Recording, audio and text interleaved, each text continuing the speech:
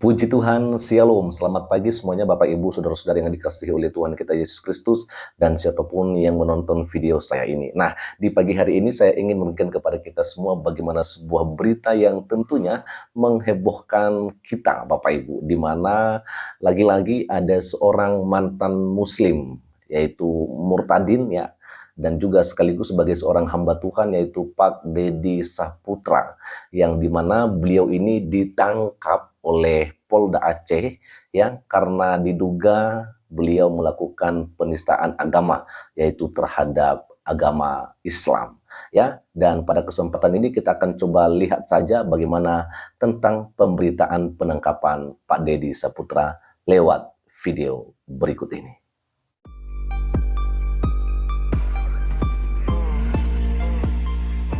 Mulutmu adalah harimaumu, dan sepandai-pandai tupai melompat, sesekali jatuh juga. Pepatah ini terasa relevan dalam kasus yang menimpa Deddy Saputra, seorang pendeta asal Aceh yang selama ini menetap di Kalimantan Barat. Dia diamankan oleh personel Unit 3 Cyber Ditreskrim Sus Polda Aceh saat mengendarai sepeda motor bersama istrinya berinisial EF. Sepulang berbelanja dari pasar Kabupaten Bangkayang, Kalimantan Barat pada Rabu 18 Februari 2026. Penangkapan tersebut dipimpin Ibtu Abdan Maulana dari Unit 3 Cyber Ditreskrim Sus Polda Aceh. Dari informasi yang dihimpun menyebut, pria asal Pidijaya itu diboyong ke Aceh atas dugaan tindak pidana ujaran kebencian dan penistaan agama melalui sosial media. Masuk Kristen dikasih duit, soalnya kata teman-teman gua gitu. Kata teman kamu atau kata nabi kamu atau tuduhan dari para ustadz atau ulama kamu. Kenapa pindah agama bang? Kalau nggak urusan perut pasti bawah perut ya. Jadi gini, jawabannya sesimpel ini. Ketika saya masih Islam, saya itu lajang, nggak menikah. Dan ketika saya masuk Kristen, istri saya cuma satu. Jadi saya masih setia dengan satu pasangan saya. Muhammad, ketika masih belum jadi nabi, belum menerima wahyu, istrinya satu. Ketika jadi nabi, istrinya selusin. Belum gundik-gundiknya. Dan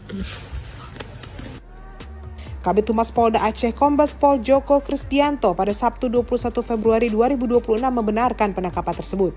Setelah menerima laporan dan melakukan penyelidikan, yang bersangkutan kami amankan di Bengkayang, Kalimantan Barat, selanjutnya dibawa ke Polda Aceh dan kini yang bersangkutan sudah ditetapkan sebagai tersangka dan masih dalam pemeriksaan lanjutan, ujar Joko.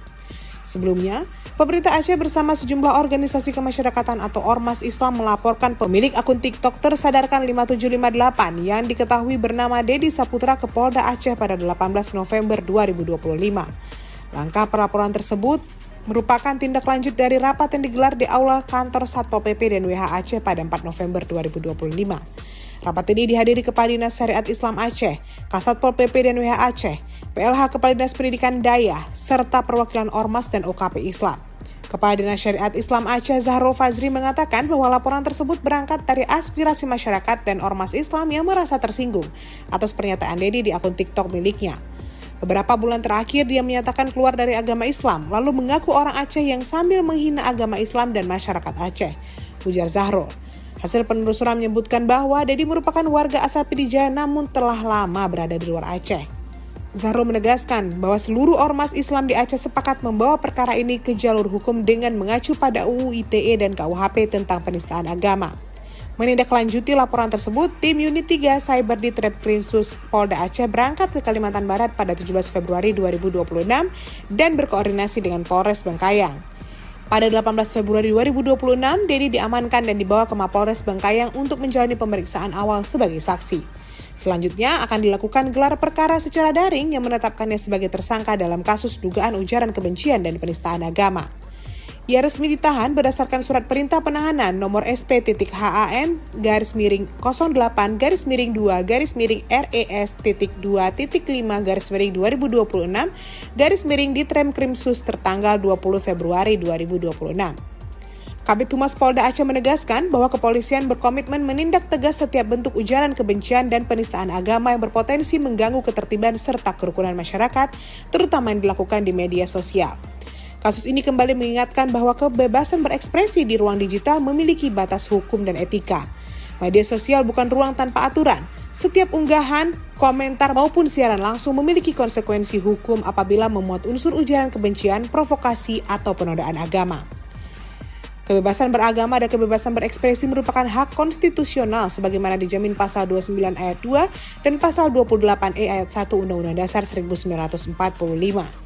Dengan demikian, kebebasan beragama di Indonesia adalah kebebasan untuk memeluk dan menjalankan ajaran agama, bukan kebebasan untuk menghina, menodai, atau merusak kerukunan. Konstitusi menjamin kebebasan beragama sebagai hak yang tidak dapat dikurangi dalam keadaan apapun atau non-derogable rights, tetapi tidak memberikan kebebasan mutlak untuk merugikan atau melanggar hak orang lain. Karena itu, kebebasan beragama dan berekspresi harus dijalankan dengan kesadaran untuk saling menghormati. Di tengah masyarakat yang majemuk, menjaga tutur kata dan etika di ruang digital bukan sekedar pilihan, melainkan keharusan demi merawat kerukunan dan ketertiban bersama.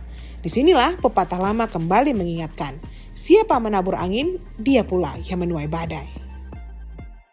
Saya yang bernama Deddy Saputra yang telah membuat kegaduhan dengan beberapa argumen saya di video TikTok saya di Aceh sana, khususnya kepada pihak kalangan ulama Aceh, para tengku-tengku umum yang di Aceh. Dengan ini saya menyampaikan permohonan maaf sedalam-dalamnya dari hati saya. Kiranya bapak-bapak semuanya, ustadz-ustadz di sana, ulama, tengku diberikan mau melapangkan dada untuk memberikan pemaafan bagi saya, khususnya di bulan Ramadan ini yang penuh dengan berkah. Kiranya saya boleh mendapatkan keberkahan serta pengampunan dari bapak-bapak semuanya. Ya, dan sangat jelas ya Bapak Ibu Saudara-saudari dari video yang kita sudah saksikan bersama bahwa seorang Pak Deddy Saputra yang berasal dari Aceh, dulunya adalah seorang Muslim, tapi kemudian menjadi percaya kepada Yesus sebagai Tuhan dan Juru Selamat, dan kemudian menjadi seorang hamba Tuhan. Tapi apa yang dialami oleh beliau ini, Bapak Ibu Saudara-saudari, dia harus ditangkap karena dia diduga melakukan penistaan agama. Dan tadi kita sudah saksikan ya bagaimana perbincangan di dalam sebuah video ya atau cuplikan video Pak Deddy Saputra. Sebenarnya beliau hanya menjawab gitu ya bagaimana sebuah serangan yang ditujukan kepada Pak Deddy Saputra. Tapi sepertinya jawaban beliau ini ya yang katanya mulutmu adalah harimaumu. Padahal menurut saya itu biasa-biasa aja. Dan ya jelas bahwa apa yang dikatakan oleh beliau secara agama pun dibenarkan bahwa memang begitulah kenyataannya. Tetapi ya kita nggak mengerti kenapa bisa seperti ini Bapak Ibu Saudara-saudari. Tentu kalau kita bisa membanding-bandingkan dengan saudara kita Muslim juga yang suka melakukan penistaan agama atau penghinaan terhadap kekristenan seperti Zuma, Donditan, dan banyak lagi mereka yang lain, ketika mereka dilaporkan ya sulit sekali ya laporan itu diproses, apalagi sampai ditangkap orang-orang yang melakukan penghinaan terhadap kekristenan. Tetapi kalau misalnya Kristen yang dilaporkan, ya itu sangat cepat sekali respon dari pihak kepolisian. Bapak Ibu Saudara-saudari, bagaimana ya pandangan Bapak Ibu dengan apa yang dialami oleh Pak Deddy Saputra? Ya, silakan berikan komentarnya di kolom komentar video ini. Tentu apa yang ingin saya pesankan kepada kita semua lewat apa yang terjadi ini, Bapak Ibu Saudara-saudari, yang pertama bahwa jangan pernah undur dari Tuhan, ya, tetap menjadi orang yang percaya kepada Kristus Yesus.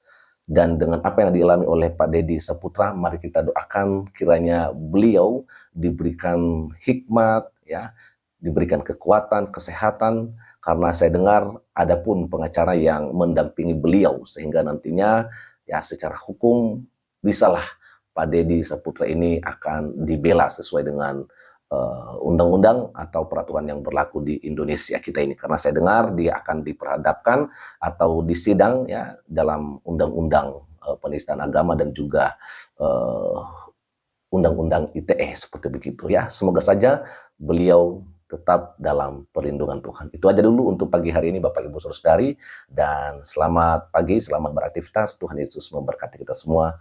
Shalom.